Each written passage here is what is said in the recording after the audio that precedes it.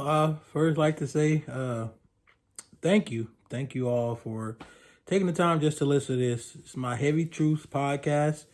Very first episode, January 1st. First of all, happy happy New Year.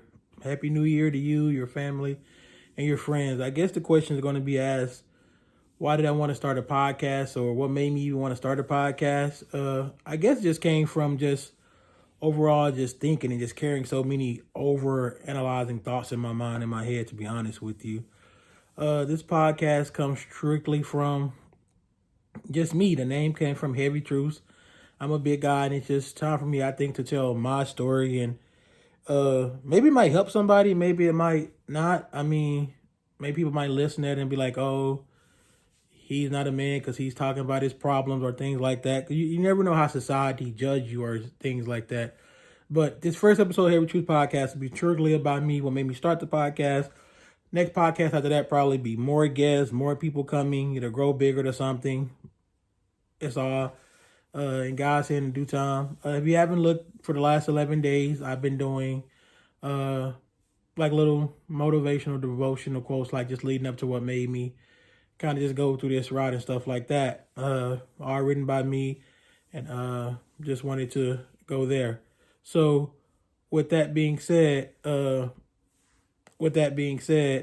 I will start. First of all, let's start back what made me start doing this. Strictly just come from just me going through struggles and pains and things that I don't talk about, but things I do carry. And just my overanalyzing, my overthinking about the world and the mind. It's like when I lost my mother, I truly lost my why. I lost my why. I lost my ability to be me. To be honest with you, it's like, and she passed in 2012, but I've been trying to find that Ricky before she passed so many times, but I have come to grips that Ricky has died. When my mother passed away, that Ricky died as well. I don't know if people can, it's hard to believe or something like that, but my mother was that person that everything I did was for her.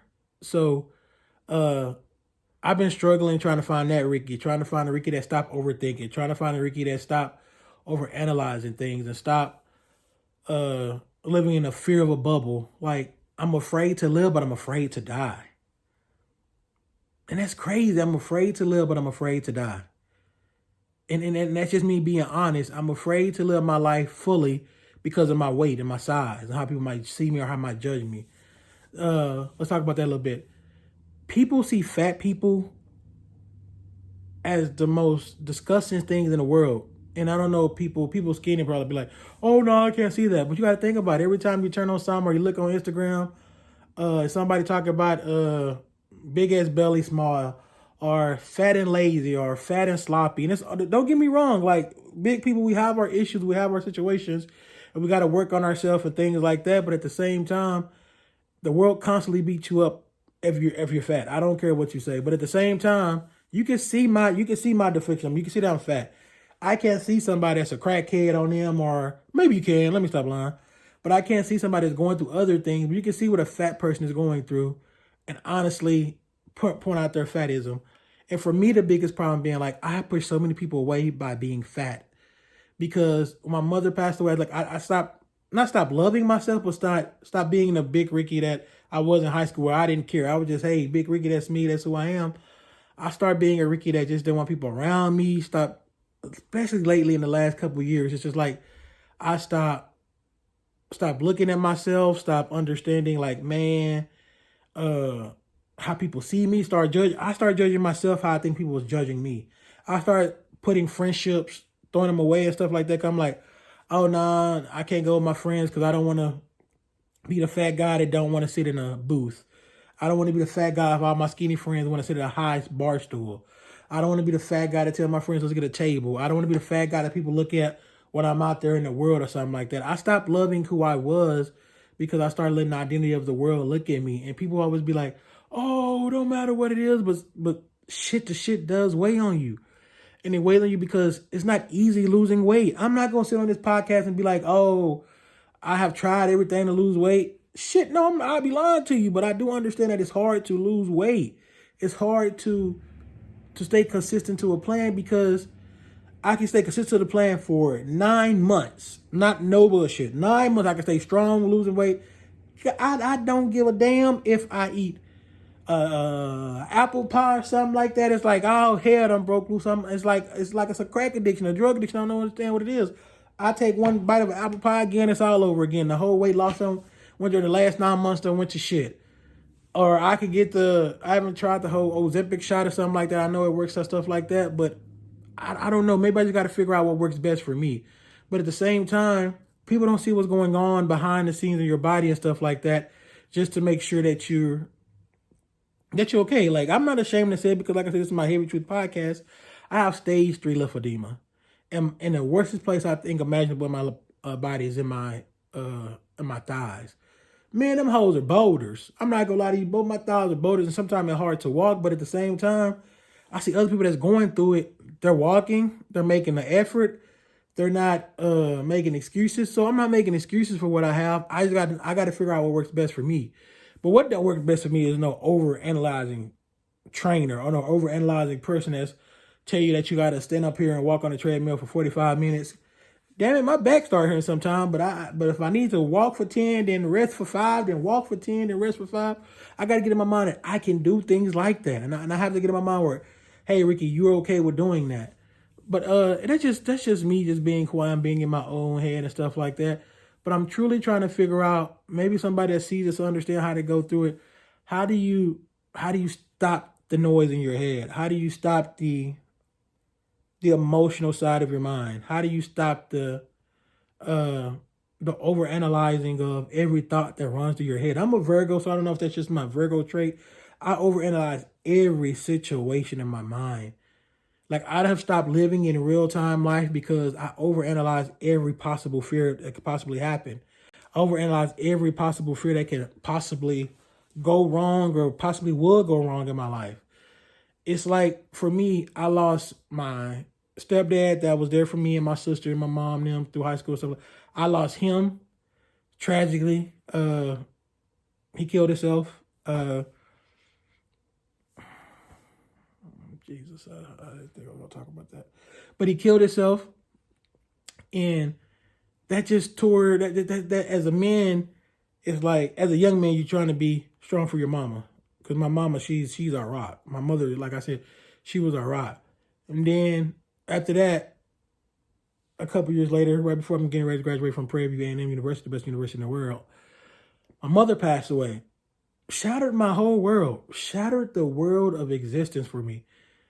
Because what was about to be the most exciting time of my life was tragically the most worst time of my life. I never forget it like the day it was. I got a phone call. I was in my apartment at the at the Phases at Prairie View. Got a phone call, said your mother is in the hospital in ICU. You need to get down here immediately. That was the worst situation in the world to deal with. But how I deal with it is that I just cut everybody off. Later than I know, my mother passed away. Me and my sister, which I have an amazing sister, we buried our mother in 4 days. I mean, we rushed through the process because we didn't want none of the grieving process to happen. We didn't want the grieving process to go through. We wanted to get it over with because we had to start the process of trying to figure out what was next in our lives.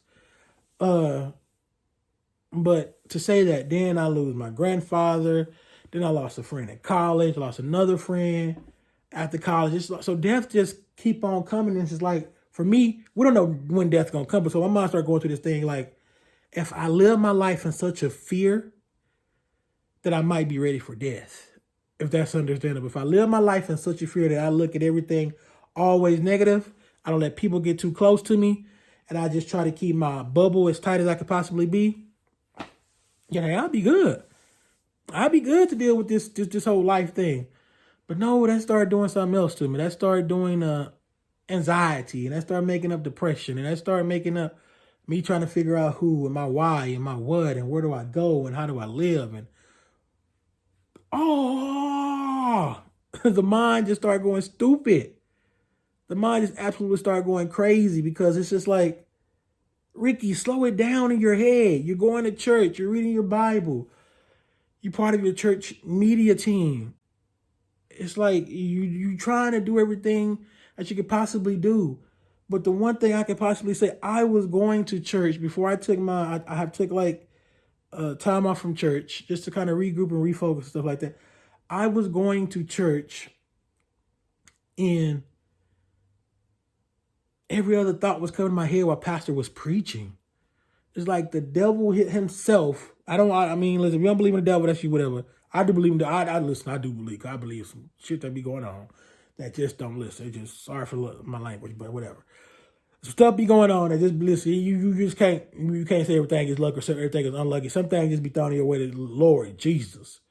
But I do believe in God, because what I done been through in my life, woo, has to tell me that it has to be a God. Because what I done went through in my life, and I'm still here. God has, but that's another thing. I'm about to get off track. But I'll be back there in the media table, in the media booth in church, and I'll be trying to listen to pastor, and I have an amazing pastor. He'll be up there preaching and stuff like that, but then my mind be going he'll say one word of the Bible, and my mind goes straight left.